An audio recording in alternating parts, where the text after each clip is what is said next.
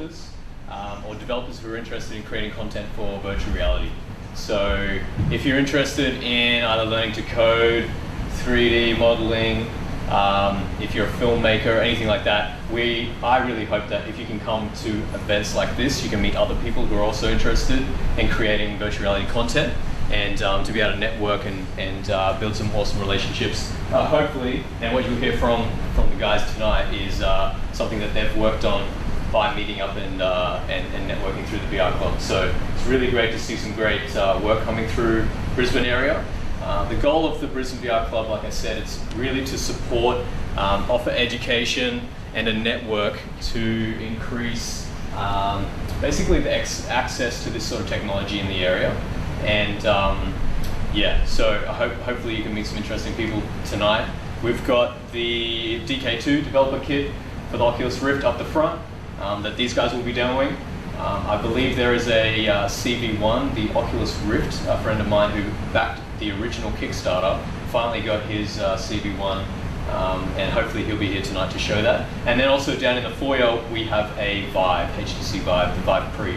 So definitely jump down there, and we've got Brayson here who developed some great experience that he'll show you down there as well. So yeah, so this is the Brisbane VR Club. I wanted to give one or two announcements, special announcements. Some of you may know of the partnership we have formed with the fire station. It's going way too fast. And so the fire station is an innovation hub based out in Ipswich, and one of their verticals that they're dedicated to is virtual reality. So that's the virtual reality capability. They also focus on social enterprise and smart cities, or Internet of Things. But they've been kind enough to offer us some space out there at the fire station for anyone who's based out in Ipswich who's interested in doing VR development to get access to some hardware out there and some expertise. We're planning on doing some workshops out there, which leads me into the other special announcement is Immerse Academy. So this club started back in 2014, and it's really grown significantly since we started in where was it, Drew? At the Guff Internet Cafe in Fortitude Valley. Some of you may know of that place. Started as a small meetup, it's grown since then, and we're constantly looking for the next thing to build on top of this network.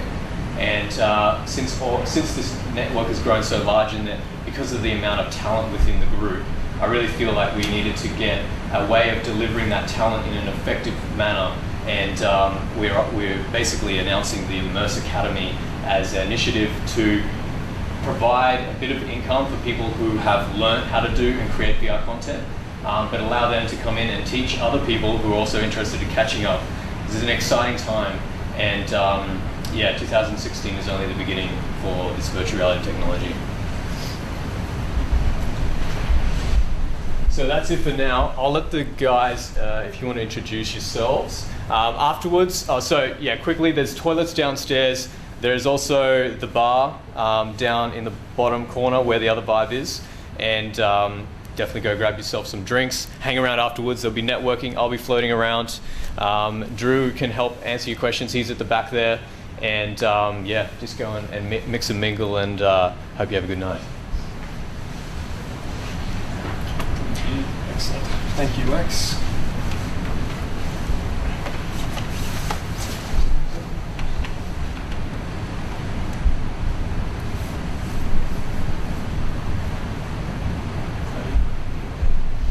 So, hello everyone, my name's Doug Fleming, I'm from Virtual Design Factory. Tonight I'm going to share with you an experience that I developed this month actually, and got to a client called High & Timber that you can see up here.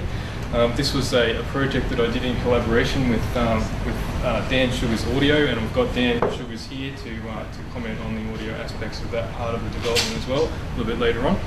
So just to get started, we've got, this is my trading name, the Virtual Design Factory. My tagline is evolving innovation, because I feel very deeply that things need to evolve over time in order to remain current. What you do today is great for today, but in 6 months' time, in 12 months' time, is it still great? Most of the time with the rate technology is evolving these days, it really needs updating sort of constantly. So that's kind of what I'm thinking when I'm doing my developing, trying to make sure I'm developing ready for change, that kind of thing, which I'll explain to you a little bit as we get started.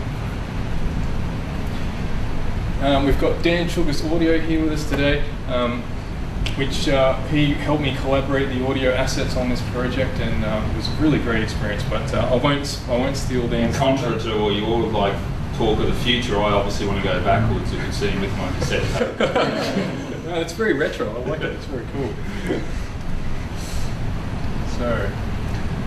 So developer backgrounds for myself. I've spent quite a lot of my working life in the timber component manufacturing industry. So that's building frames and trusses for timber, residential houses and commercial projects. That's really where I've spent the bulk of my working life. I've been interested in computers since I was very young, and I've been spending a lot of my spare time developing my skills with computers, and recently I got into game development, specifically virtual reality development. And so in terms of like having lots of tenure as a programmer or anything like that, that's not me. But I can apply my skills to get the VR experience done, which is what we're going to share with you tonight. I also do some IT and technical support for some clients in the local Brisbane area. I can do some programming, obviously, 3D modelling, animating and rigging. Also, they're skills that I have, but I wouldn't classify myself as brilliant at those skills. And I've got with me, of course, Dan Sugars. I'll just let Dan just run through. Yeah, so my background has obviously been a musician. I play drums. If you want to say that's a musician or not, it's debatable sometimes. But anyway, that's what I do as my craft. I compose music and I'm a sound designer. And I've been doing that for a number of years, or as a sound engineer and producer on the technical side of things, more in the music production side of area. And I also play drums for a band called Go Van Go, a two-piece band in Brisbane here. And yeah, more recently, I think in 2013, I started to focus my composition on the more multimedia aspects. So games, film, and advertising and things like that. So I've worked on a few games now. A lot of them haven't been released yet. They're just indie titles. I think I've written about 100 minutes or just over 100 minutes of music for the games industry since 2013. If you're interested in any of that, I can showcase it privately at the moment. It's just not publicly shown, most of it. In particular, this year I worked on, I don't know if any of you guys know, Screw Tape Studios in Tenerife here. They are working on Damsel. I did all the composition for that, so that's coming out. We just went to PAX East with that, and that's coming out, I think it's due to be released in July actually, hopefully, so that's will be cool. And then, yeah, met Doug actually at the last Virtual Reality Club meetup. We made a connection and this project came about, and yeah, that sort of he engaged me to sort of utilise my skills there on this project, which ended up being really fun. And yeah, so I do a little bit of lecturing and that sort of thing as well, but anyway, we'll get to that later. I'll get out of your way. All good, all good. Okay, thank you, Dan. Okay, so just for today's project, I just want to show you a real short clip here. It's about 3 minutes long. It's just got some cut up video clip of the actual finished project. I think having seen the finished project is going to help you understand some of the decisions that we made along the way in order to get this thing developed. So just let me play this clip for you. Those headphones are still plugged, I don't know if that. Right, yeah.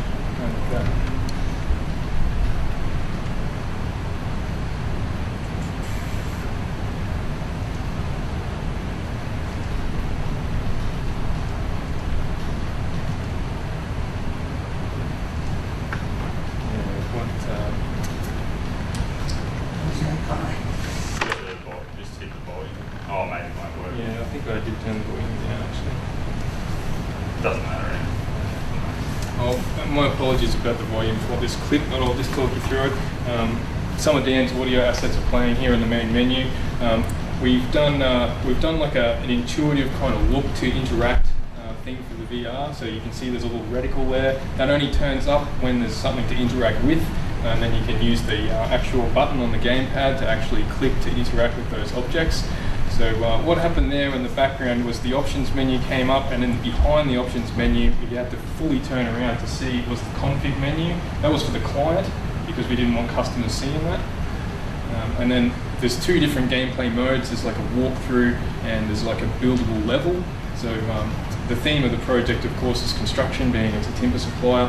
And so in this walkthrough that we're seeing here, there's a finished sort of small, very small house that you can actually walk up to and look at in as realistic a detail as you would see in real timber. So a lot of the texturing and stuff that you're seeing there has been taken using photography in order to get those exact textures to go onto the materials. We've got a few props around the building site. I think someone made a comment earlier that this is probably the cleanest building site they've seen, but obviously we had to look after the client's image in that respect. Okay, they don't want to be seen as someone who's unorganised and cluttered, but there still is a few props there to give it that kind of feel. When you move into a constructible level, we've got a UI here that kind of runs through the gameplay. So remembering this is a trade show experience, so the very first experience people are getting with VR for the most part. You know, these people are construction industries, people they probably haven't heard of VR. This is probably a very novel experience for them. So we tried very hard to give them a good kind of introduction to it with a simple, easy to follow set of instructions. You can move the components around and put them in piece by piece. And so this is how the game is played. There's 28 component pieces to place as you move around the level. And so as you get close enough, you have to get close enough by standing on the marker that's showing on the ground there, and also rotating the piece so it fits exactly in where the block out is flashing. So once you can get those things to line up, then it just clicks into place automatically. There's no pressing any buttons. When you get close enough to something, you just pick it up. When you get close enough to putting it down, it just automatically goes down. And we can raise and lower components with the triggers. So in order to make it so it's not static or boring, so that every single thing you pick up, you just walk it over to somewhere and just drop it, and then go back and get another one, and then come back over and drop it. In order to make that a bit more sort of interactive, we've changed some of the pieces around, so you have to physically raise them up or lower them down in order to get it to fit in. And that just kind of adds to the, I guess, the fun element of trying to use this experience.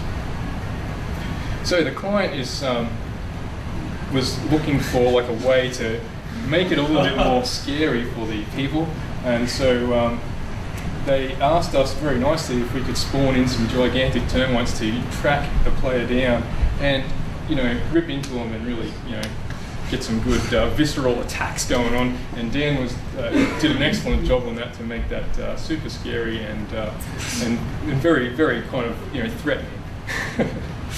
So in this particular clip, of course, the players made it to safety and the game will end in success. But you guys are more than welcome to come up and give this a try later today, and I'm sure at least someone's not going to finish it, and you will be able to see them get ripped apart by the termites, much to the delight of the onlookers. And that was really the design of that. The client wanted that experience in the trade show so that people could gather around and see this happen.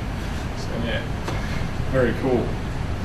These photos off to the side here are actually where it was deployed. This was deployed last Tuesday at a trade conference up in the Sunshine Coast. So the representative behind there is just running through a presentation of his own, and then introduced the VR to the audience. This gentleman at the bottom next to me, he was the guy that came up to give it a try. And yeah, it was great. It was a lot of fun. He had a lot of fun doing it. He was raving about it afterwards, and yeah, he ran out of time and got eaten by the termites, much to the crowd's delight. You know, everyone was pretty happy with that. So yeah, it was quite a good deployment. So now that you've seen the finished project, let's have a look at like how it actually came together.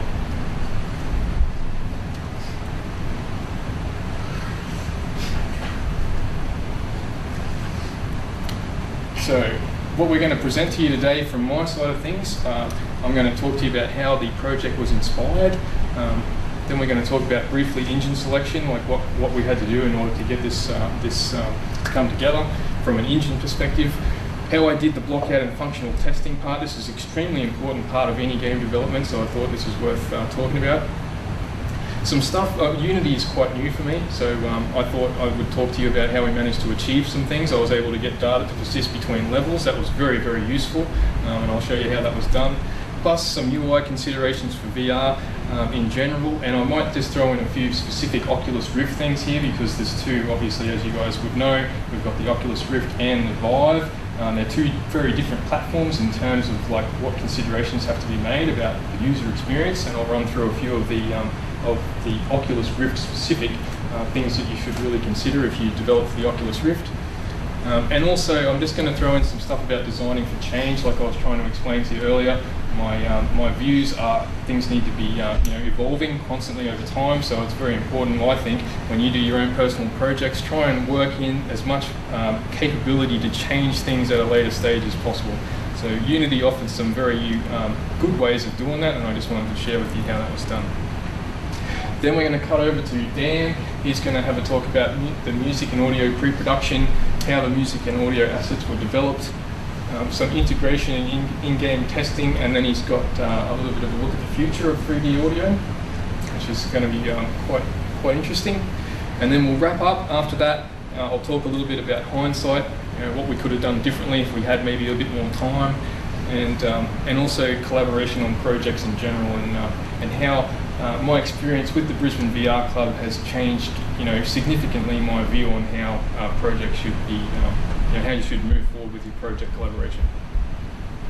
So we'll move on now to the project inspiration. I've been working on a project of mine for a little while now called Site Experience. It's very similar to what you saw. It's a construction simulator. So it's different to the Hind demo in the respect that it's much more complicated. When you turn up in these levels, there's a bunch of component pieces on the ground. You have to pick up and identify what component you're looking at, and then you have to use like a layout like a builder would get to figure out where that actual piece goes, and you have to physically orientate it the right way, take it over to where it goes in order for that to happen. And that's really aimed at trying to, because of my timber component manufacturing background, trying to help people understand how to do building and construction in a real world type of application. So that was, I actually turned up at the Hind business in order to demonstrate this product, because they have some information that I would like to include in the web side of my project, and having this interaction with them got them to think about, well, how could we kind of use this for a trade show experience, and so that's how the project kind of came together. So it was very interesting, really, in respect. I actually went there to pitch a product of mine, hoping to get some information off them, and that actually turned into a job. So that was very unusual.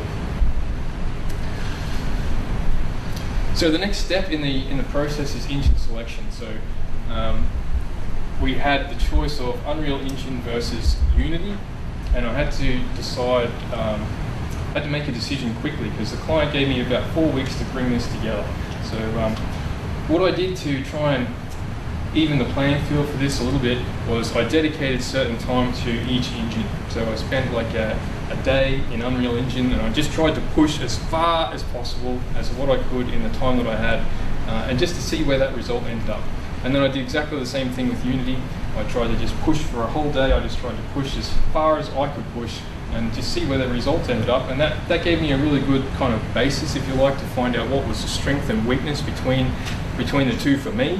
So, and I stress here, you have to be, your individual experience with the engines, will vary. Like I said to you before, I do know how to do some programming, but I'm by no means like an expert programmer. So some of the stuff that you could do with Unreal Engine 4, you could probably take care of some of the issues that probably can be done. It's just not something that I was able to figure out in the time that I allotted myself to. And that, and coupled with the fact that the material qualities for this particular experience, we didn't have to have super crisp, super hyper realistic materials, so I didn't have that worry. So that was another thing that kind of led me towards Unity. So just to further explain that, when I tried to full screen the experience with Unreal Engine 4, what I found was I could get a square projection to go full screen. So there was 2 black bars on each side of the monitor. Or if it did manage to full screen, it kind of stretched horizontally sideways, and that horizontal sideways created a distorted effect that kind of just didn't look right.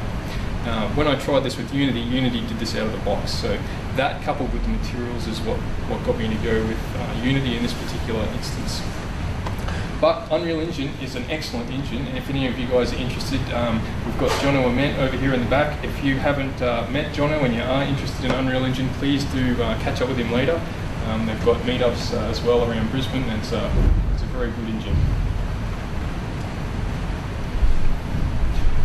So the blockout and the functional testing. So I've got 2 rows of pictures here. The top row is the blockout. This was done very quickly. The bottom row is the production assets that went into the actual finished game. I wanted to show these two in contrast because I wanted to talk a little bit about the blockout process. So most anyone who's tried to do some development will try and throw some sort of a blockout together, and this is a hugely crucial step in any development process that you undertake. So the models that you see up on the top there, the house frame model, you can see that's just very basic bunch of cubes put together. There's really nothing more to it than that. When you get it into the engine, that's it. It's just really a bunch of cubes that have just been squashed into wall shapes. And same with the Termite. The Termite was like a 10-minute model that I put together very, very quickly in Blender just to get the shape. I didn't worry about doing any animating. I didn't worry about any of that stuff. The blockout and getting the actual pieces to construct together, that was done super fast. Like, we had a working prototype of that actually working in 2 or 3 days from the moment that we settled on the model itself. So I went backwards and forwards with the client to make sure they were happy with the model. Once the model was settled on, 2 or 3 days later we had a functioning construction game working in the actual engine. The rest of the time is spent polishing that and then trying to add in more specific nuances to the gameplay. So an example of that would be like, I don't want the component to simply just appear in the factory. I want it to appear in the factory with high detail, and I also want to do some particle simulations, that kind of thing, and I want the factory to look good. All that stuff came later. So the blockout was a hugely important part of that, and it proved that it could be done. As soon as I had a blockout done, I was straight back to the client with that. I have quite a close relationship with my clients, so I don't have any problems at all showing them the blockout and explaining to them what the process is. They were actually quite grateful of that in the end, because they got to choose at the time the blockout was done. They could change and do little tiny alterations with the gameplay to suit themselves, because at the end of the day, it's their product that I'm building. So what they want it to be is what I'm trying to make. So the sooner I can get to them and talk to them about what they want, the easier it is for me to hone the final product direct to their specifications. Okay, so persisting data between the levels. I'm doing a little bit of research about this online. I found that there was quite a well-known method for doing this. A lot of you uni guys probably already know this. It's called a singleton class.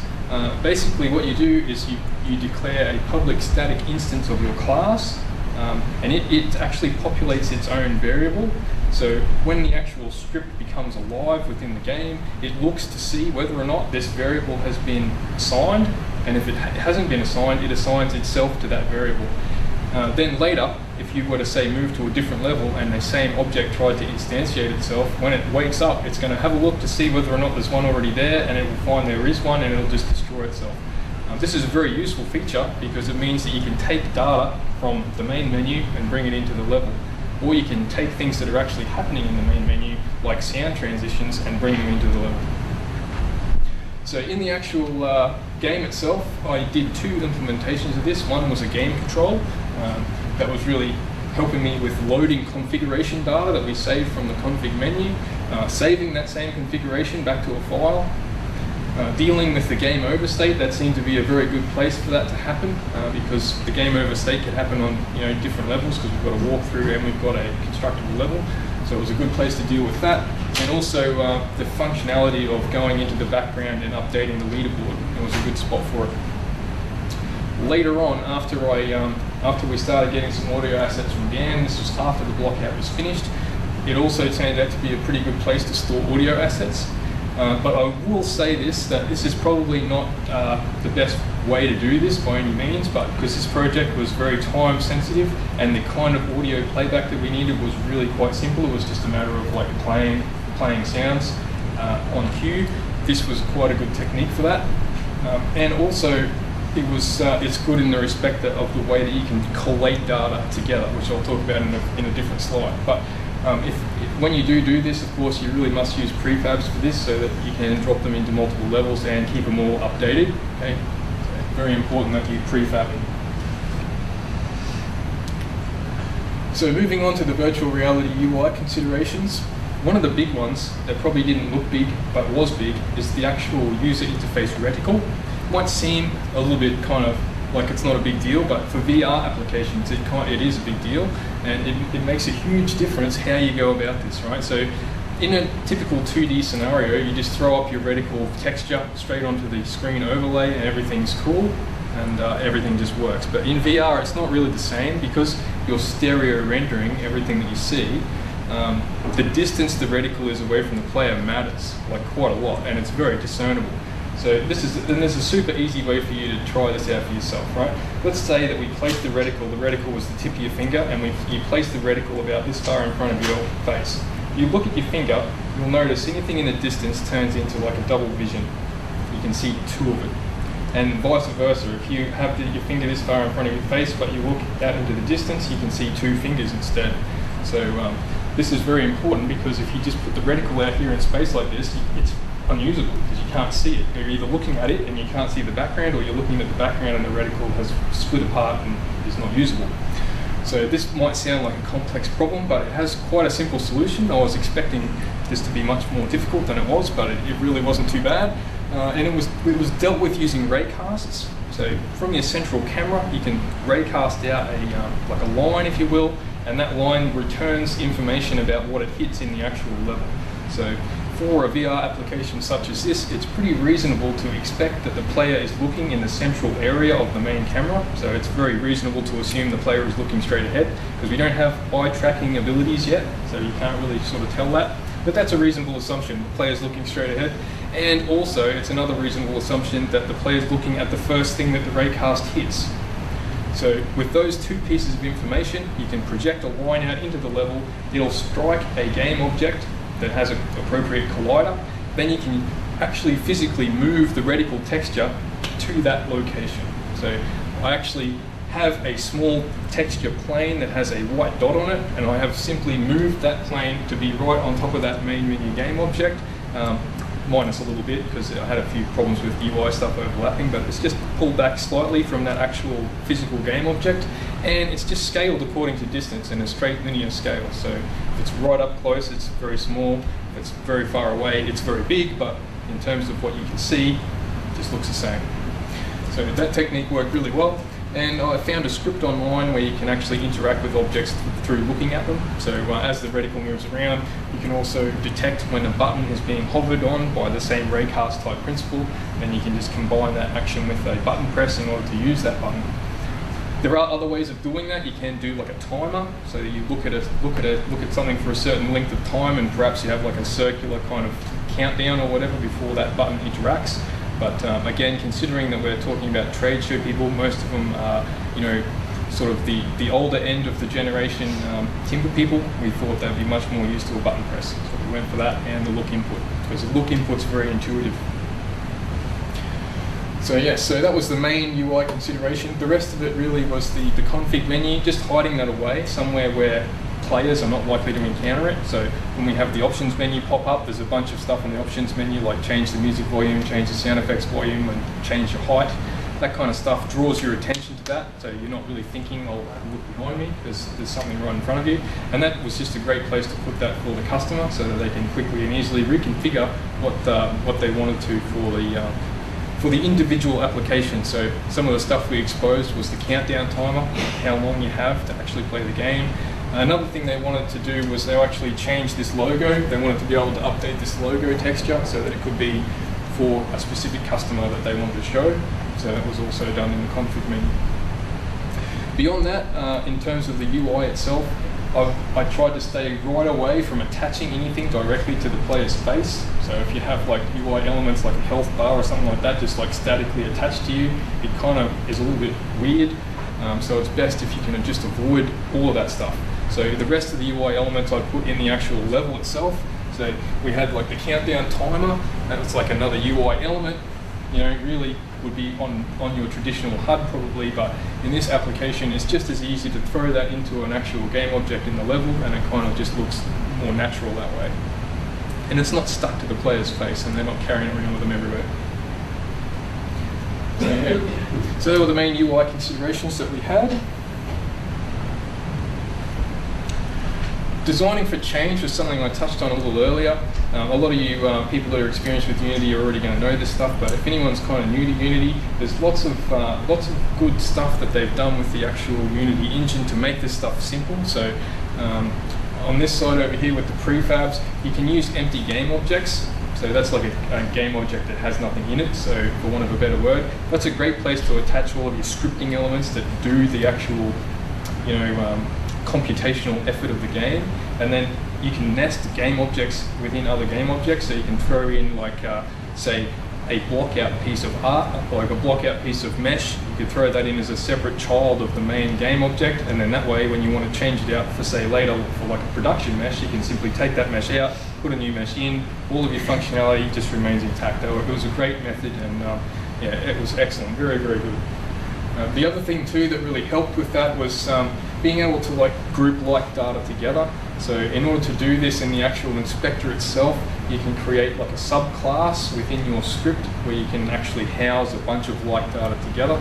So in this particular instance here, I had my frame objects. I needed to keep track of what objects to instantiate, what objects to show up as the block out flashing mesh. I needed to know like what the position tolerance is going to be that I'm going to allow for this component to be considered placed. Same with the rotational tolerance. And also some information about when the player picks it up, like exactly, like I could move it around up and down, left and right to kind of suit the game. So I could determine the difficulty level it was to place something. So when you pick up an object, if it's an easy object, it already is at the right, have to walk it into place. And if it's a more difficult object, then I intentionally made it different. So you had to either raise it or lower it to fit it into position. Anyway, having all this stuff in its own class, and then having an array of that class made that super easy to keep track of, rather than having like 50 different arrays. I just had one array that had all of the data in it. Very, very good. Also, enumerators is a great way to group like a drop-down menu into the actual objects as well. Again, a lot of you Unity people will already know this stuff, but for people new to Unity, it's very useful to use enums for that, so that you can easily add to that later by just adding to the enum, and it doesn't break anything. Anyway, my newness for Unity for you for that one. A lot of you guys probably know that stuff. So now I'm just going to let Dan take over it to talk about how the audio came together. Yeah, I won't take too long, but yeah, pretty much. This was just it ended up being just with the timeline of the project, just a fairly standard composition and sound design job, which would be very similar to the way I would approach it for any kind of computer game that I was writing for, which would have a bit of a pre-production stage for the music and the sound. One sort of quote that I like that I say is, the right music and sound should harness and enhance the emotion without overpowering the visual, which I think sometimes, especially when you're using a game, or just keep this in mind, I guess, when you're designing a game, if you don't have the budget for a composer that's working to your game and you're trying to get stock music from somewhere, really make sure that the music doesn't overpower the visual elements of the game. So spend some time making sure it's not like a huge Hans Zimmer orchestral score for an 8-bit game. It's not going to sort of relate, okay? Which does affect the playability of the game or the immersion of the game to a point. So the sort of brief I put when I saw a few of the blockouts and had a bit of a discussion with Doug was, reminded me, or created a sort of a joyful kind of happy sort of vibes that I sort of got from like Banjo-Kazooie. So that's what I sort of presented. I said, this is what I sort of feel, it's outdoors, it has this kind of happy sort of feel. I presented that kind of thing. They came back and said, we like that idea, but we want a few elements from like Mario Kart 64. So that the end result is me going with that, because when I'm composing something that involves Banjo-Kazooie and a Mario 64 cross, I'm pretty stoked, to be honest. So that was, I'd have to say, probably leans more towards the Banjo-Kazooie point. And the biggest challenge for this project was that, there's an array of, really, for any of you guys that do any bits of music, composition or that sort of thing, there's heaps of really good sounding virtual instruments or that you can incorporate into your sounds, and I had to catch myself to I used probably the worst kind of sounds that I had available to suit the vision. I kept wanting to replace it with something better. I'd block something out and go, oh yeah, now I'll replace that with something that's a much better quality instrument. Then I was like, no, that's going to take away from the vibe that I was getting from the vision. So I kind of had to keep on track of myself. So that's why I guess, to achieve a certain vibe or feel of the game, it's, some of those key words I try to generate and then try and relate that to a certain type of instrument or that kind of thing. You can also achieve that with the tempo of a song. Certain tempos will obviously make you feel more like you want to run or more relaxed, things like that. And in this particular game, because there is the part where the termites come in, obviously the music does change somewhat dramatically from what it is in the building stage. And the way, it's pretty well the same instrumentation to a point, but it's just different rhythms, different tempo, much faster tempo. So it sort of creates that sort of sense of urgency that something's bad's going to happen. Volume and key will also, there might be a slight key change as well, like it might go a bit minory because you'd associate minor keys with sad or that kind of thing, major keys, more happy, Disney sort of thing, think about that. I like to make sure that, virtually before I'd even started composing or doing anything, I'd locked down these references straight away with the client, with Doug, and also I believe the client. I think it was actually Hein that said the Mario Kart kind of reference. So I want to make sure that before I spend any time on something that we're on the same page as much as possible. And I think then when I started the job, very earlier on, it's probably something I wouldn't be proud to show anyone really, but I got a bit of an idea and just said, show the end client this idea because I can easily change it from here. I don't want to invest hours going down a path for them to go, no, that's not what we wanted. So lots and lots of pre-production, I guess, or before investing too much time is what I'm getting at. Same with the sound. The idea of this, so I guess the music kind of sets the tone and the mood of the game, the gameplay, whereas the sound sort of enhances the user experience, and it creates that sort of audible feedback.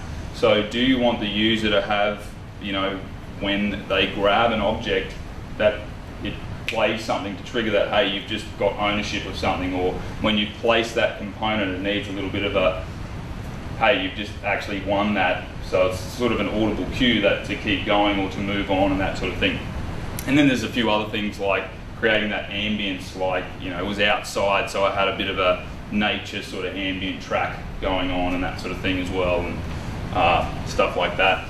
So just things to try and enhance the player immersion. The realistic versus unrealistic is a thing too, I guess. This was highly realistic as far as I was concerned. It's like, well, that's how it sort of felt to me.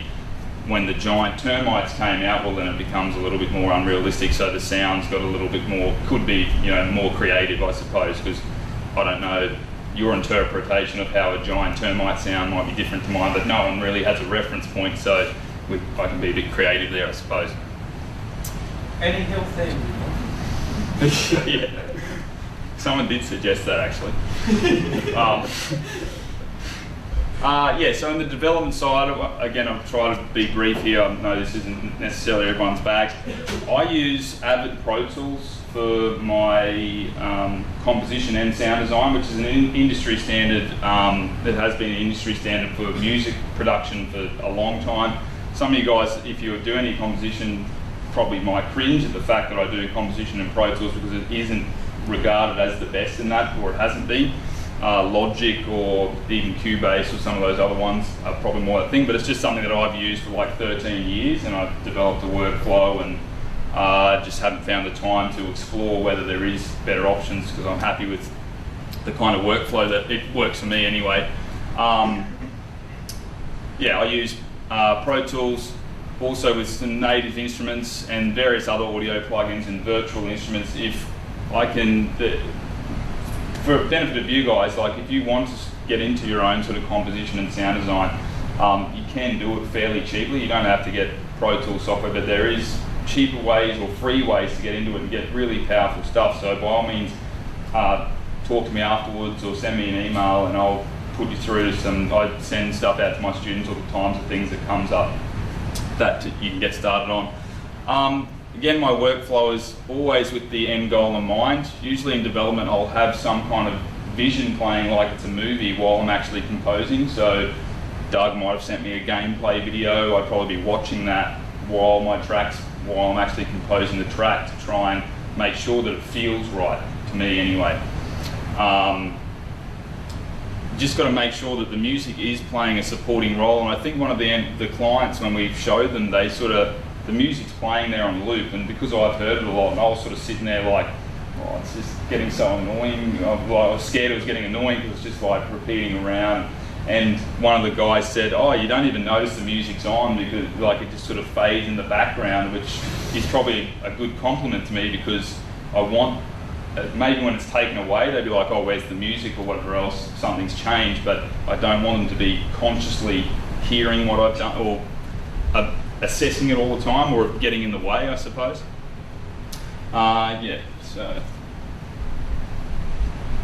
And in the sound development, there was elements of recording, but also like from nothing, because it's realistic based. That would be me setting up the microphone, grabbing some wood, bits of wood, and holding it, me sort of making grunting noises or other things like that. Sometimes it's a bit of a choice between you can get sound libraries and stuff like that.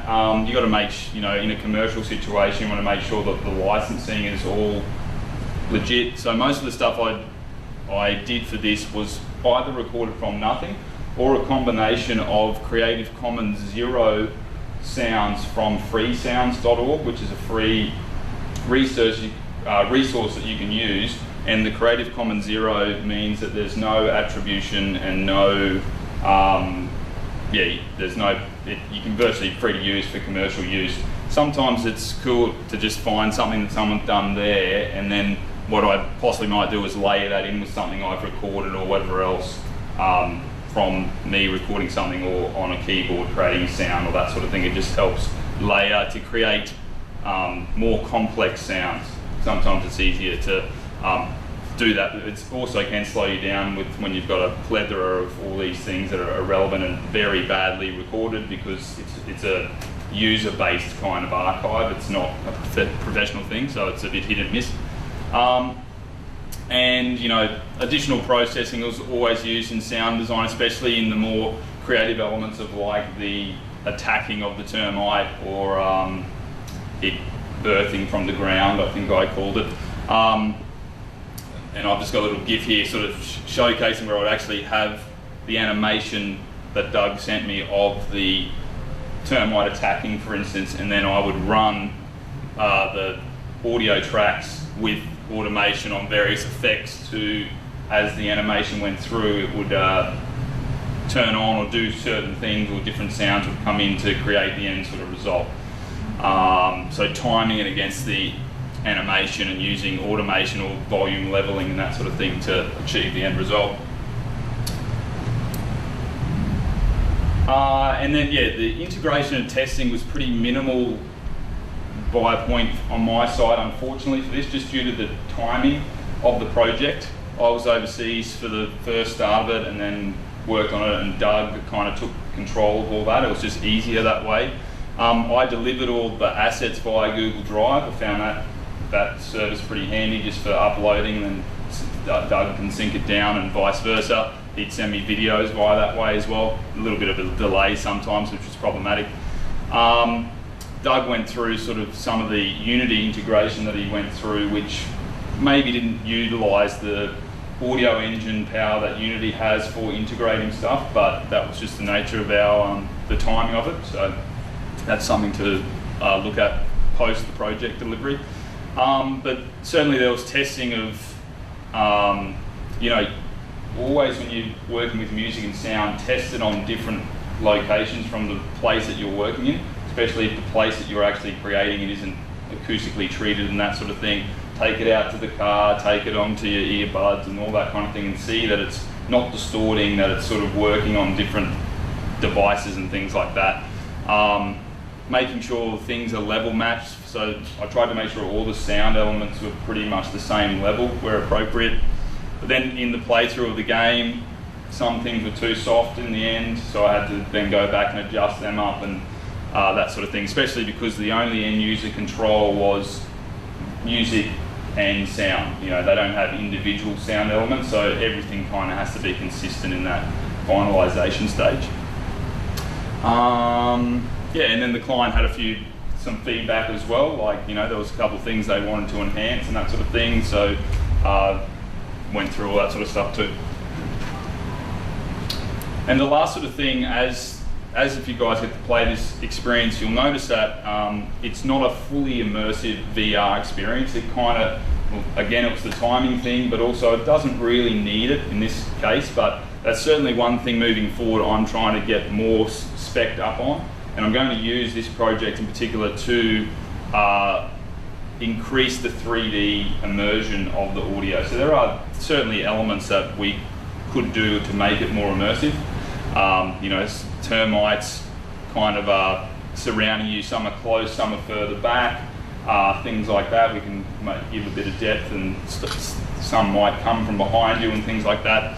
So want to utilise a few tools that Unity has. Also, there's another middleware called Fmod, and Facebook actually just bought a company called Two Big Ears.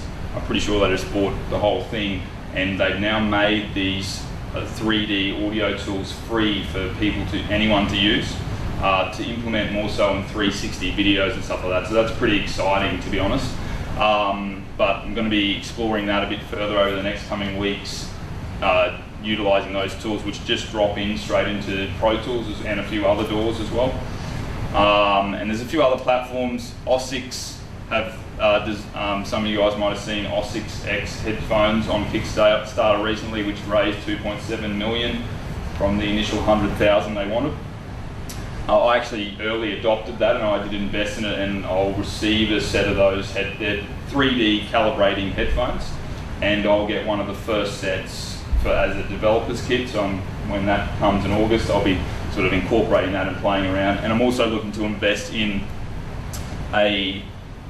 some sort of microphone for recording 360-degree audio where it's needed, like nature kind of elements and things like that. There's a few different types, which I won't go through. I'm still actually trying to work out what's the best one, but I won't rattle them off now. There's a couple there. But yeah, so that's kind of where I want to go, in particular with this project, but moving forward, get the audio side really immersive for VR projects. I think that's kind of me. Excellent. Well, thank you very much, Dan. Just before we move on to the hindsight part, I did say to you that I'd just talk briefly about some of the specific Oculus Rift implementations. So I just wanted to touch on a couple of things that are very Oculus Rift specific, and that is the Oculus Rift experience at this stage is like a seated experience with a controller, and that's very different to the Vive experience where you're physically walking around with the wands. So some of the things to be mindful of that is, like, if any of you guys have been developing with VR for more than just a couple of weeks, it's very, very likely that you have already desensitized considerably to any type of motion-related issues that might come up. So one thing that actually came up on this project that I wanted to share with you guys, in case you guys are going to do something similar, is rotation input with the controller. And by rotation input, I mean with the right thumbstick doing this type of motion inside the game. Now, when this happens in the actual head-mounted display, you get the sense that you are turning, but your inner ears don't get that same sensation, and that can create a very large amount of confusion for your brain very quickly. And people that do this type of rotation that are not used to it, they can find that makes them very motion sickness very, very quickly. And in front of the client too. Yeah, that's right. On the floor. That's exactly right. But me, for instance, I'm sitting at home going, oh yeah, this is great. You know, I can run around here and do that and go pick this up, and I'm thinking this is great. You know, no one's gonna have any problems. But because I've been in VR for so long, I'm just totally desensitized. That part of my brain can kind of switch off, and it doesn't worry me. But it was actually something that came up very early in the project, and it forced me to implement a different type of rotation input, which I used the bumper buttons to click to do like a snap turn 45 degrees. That really, really helps if you have that trouble. The snap turn from here to there, even though it kind of might look a bit funny, when your brain sees that happen, it can detect that you have changed orientation quite quickly, and it's kind of like when you're watching a TV ad, you know, the scene cuts to another scene, you just don't think anything else of it, you know, and that really helps those people that had motion sickness. So later on, when we invite you guys up to give it a try, if you guys want to have a try, just bear that in mind. If you are feeling a little bit queasy with the rotational input, just go up for the bumpers and try the click to turn input. So another thing I wanted to touch on too was like hindsight. Now that the project's finished, if we had a little bit more time and we had to start over, like some of the things that we could have maybe done differently. So for me, the main standout for me was my audio controller. I used that public static class. That was a really good thing. It really helped me out quite a lot. Like I said to you, it's probably not the typical audio implementation for Unity projects, but for this one it worked quite well. Something that I probably could have improved on here was I actually added a bunch of static audio sources, and then I kind of said, well, this sound effect is going to belong to this audio source all the time. And then so whenever this sound effect fired, it's really this audio source playing. Now, initially we had like a handful of audio assets, and that was reasonably simple to implement. But as we saw the client and some things evolved and some extra stuff came online, we actually started to develop quite a significant asset list there towards the end there. It was getting up towards like 26 assets or so. And what kind of had only planned when I created that class, I'd only planned on getting like 10 or 12 assets. And so probably what I would do differently is maybe dynamically add an audio source if one is not currently available, and then destroy maybe using object pooling or something like this, something similar to that. I definitely would have gone with that. What about you, Dan? What do you think? Yeah, well, I just, like I was saying, it would have been the whole waiting for you to send a video for me to sort of not be able to test it, and that sort of came down to as well that I work on a Mac predominantly, and in working closer with game developers, I've sort of realised that I need to have a PC a bit more available, which I'm sort of getting on board for the more testing side of things. So I actually am a PC guy by heart actually, but I just sort of went over to Mac just for there's a few sort of functional things, and in the creative side of stuff that is better. And so yeah, I've got to we'll have two workstations going, I guess, for one for development and one for more the testing, so that I can be less reliant on a developer to send me back stuff, and just will make the process faster, I guess, is the big thing. Yeah, sure. Yeah. Cool. Thanks for that. Thank you. So finally, I just want to start wrapping up now by just talking about collaboration as a resource. So like Lex was saying earlier, I only just started coming to VR Club meetups not long ago, and a lot of that was due to the fact that I'd only just started doing virtual reality developing not long ago. And I was typically just a one-man show. I would sit down with my projects and I'd do everything, the programming, the assets, the animating, all that stuff. And coming here to meet new developers, such as yourselves, that one of the first meetups I came to, I was privileged enough to be able to meet Dan, and just that one introduction for this particular project made a Totally destroyed it. It made a massive difference, because I cannot do audio. Like, I'm not even going to try and tell you otherwise. My audio skills are limited to like freesoundeffects.org. That's it.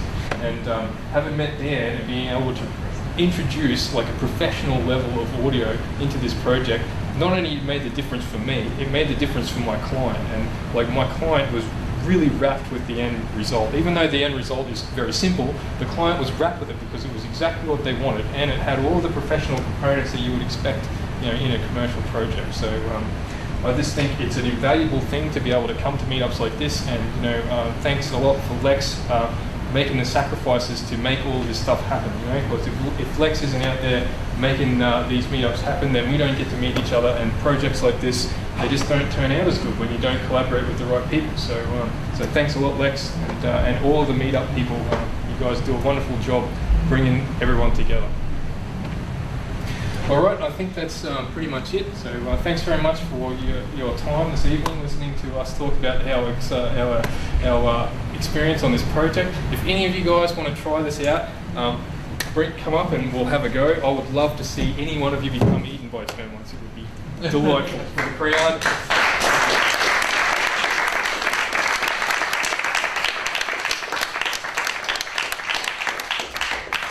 Okay, great. Thanks everyone. You can all get up. Obviously, networking now. There's some drinks. There's the Vibe downstairs in the foyer there. So go for it. Have some fun.